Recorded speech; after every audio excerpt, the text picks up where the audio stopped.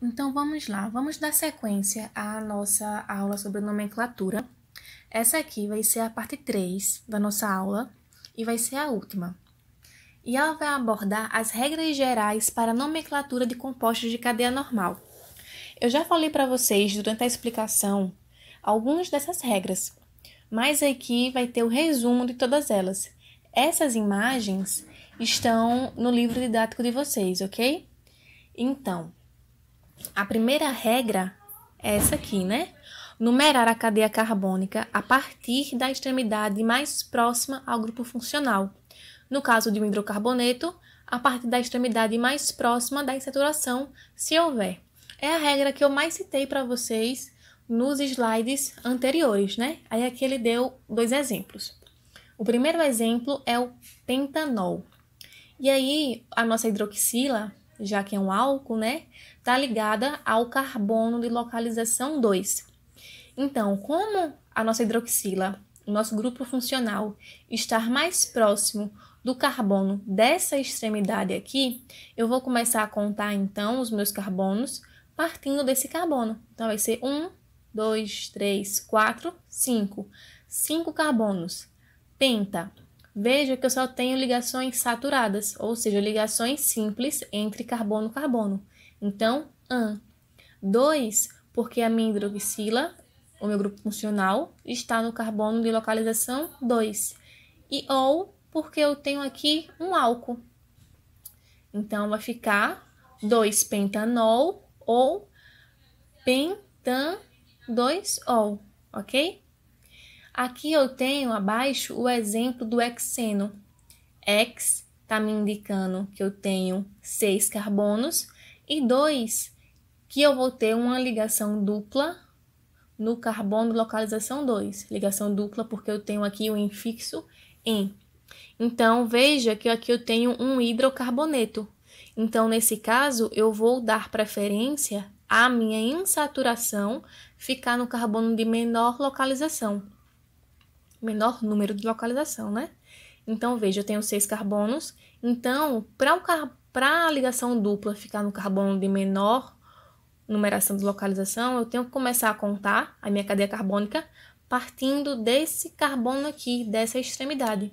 Por isso que eu fiquei com a ligação dupla no carbono 2. Se eu começar a contar a minha cadeia carbônica partindo dessa extremidade, o meu carbono de ligação dupla iria ser o carbono 5, certo? A próxima regra é esta. Se não houver outra possibilidade de numeração para a indicação do grupo funcional e ou da saturação, não é preciso numerar a cadeia. É o exemplo que eu falei anteriormente do etanol. Então, se eu tenho aqui, esse caso, eu tenho 4 carbonos, então seria but.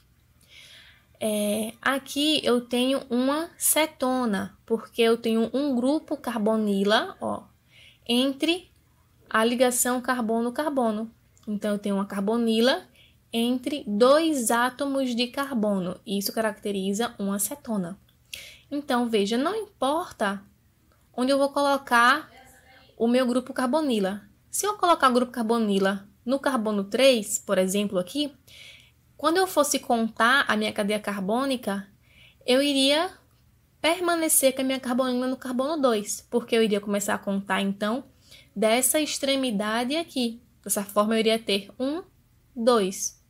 Ele estando na posição que está no livro, continua no carbono de posição 2, porque eu vou começar a contar dessa extremidade aqui, ok? Então, nesse caso, eu não preciso dizer que é 2-butanona, porque não importa onde eu colocar a minha ligação dupla com oxigênio, vai ser sempre na posição 2, ok?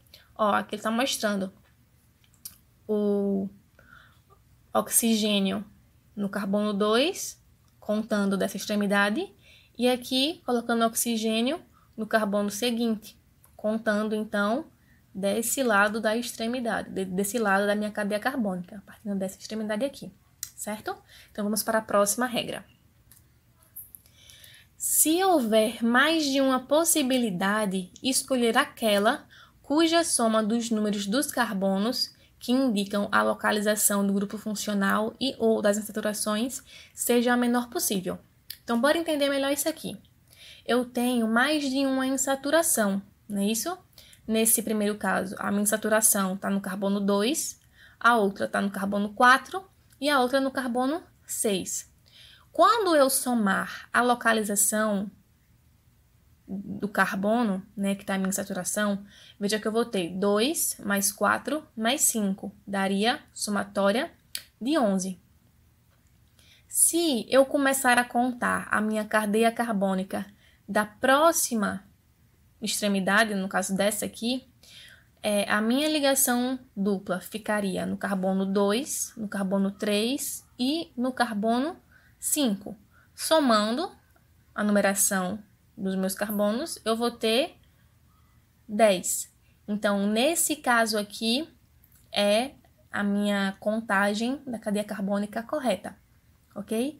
Então, veja, eu sempre vou começar a contar a minha cadeia carbônica, se for de um hidrocarboneto, a partir da extremidade que a minha insaturação estiver mais próxima.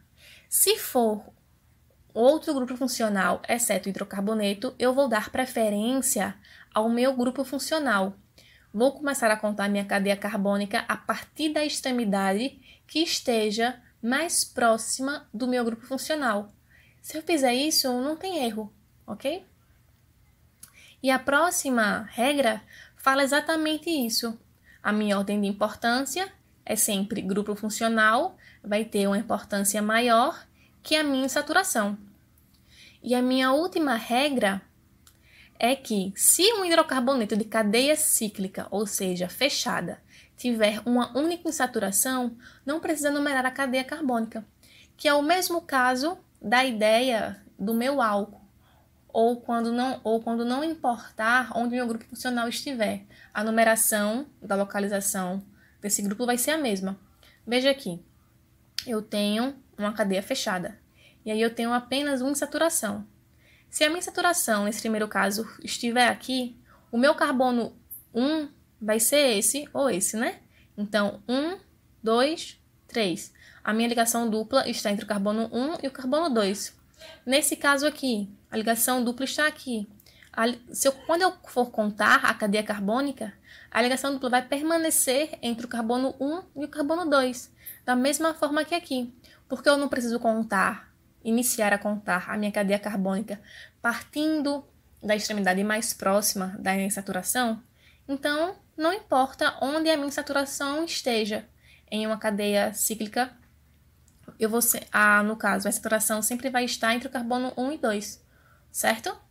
Então, aqui, ó, tem alguns exemplos de cadeias fechadas. Quando eu tenho cadeias fechadas, quando eu for construir a minha nomenclatura, eu sempre preciso preceder este nome da palavra ciclo. Então, cadeia fechada, coloco a palavra ciclo. Aqui eu tenho 3 carbonos, então é prop.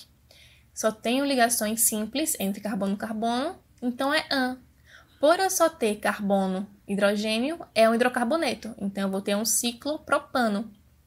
A mesma coisa aqui, é uma cadeia fechada, ciclo bute, 4 carbonos. En é porque eu tenho uma ligação dupla aqui. E como é uma cadeia fechada, eu não preciso identificar a posição que está a minha ligação dupla, porque ela sempre vai estar entre o carbono 1 e o carbono 2. E O por ser um hidrocarboneto. A mesma coisa ocorre no ciclo hexeno. Eu tenho ciclo, por ser uma cadeia fechada, X, porque eu tenho 6 carbonos aqui na minha cadeia carbônica, En, porque eu tenho uma ligação dupla, e O, por ser um hidrocarboneto. Então, pessoal, a nossa aula sobre nomenclatura de compostos em cadeia normal fecha nesse momento, certo? Espero que eu tenha ajudado vocês em alguma coisa, que essa aula tenha contribuído com a aprendizagem de vocês, e aí vocês me dão um retorno, ok?